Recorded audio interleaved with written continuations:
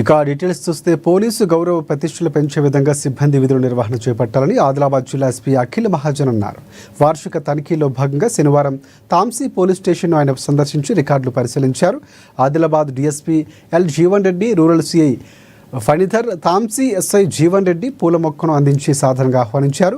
Police station ఆవరణను పరిశీలించి పరిశుభ్రతపై SP station సిబ్బందిని ప్రశంసించారు.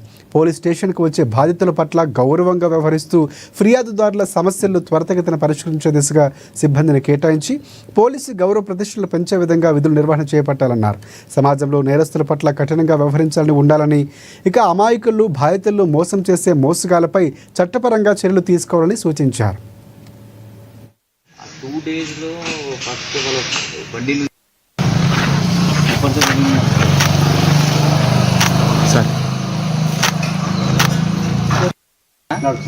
చేయాలి, పరీక్ష చేయాలి.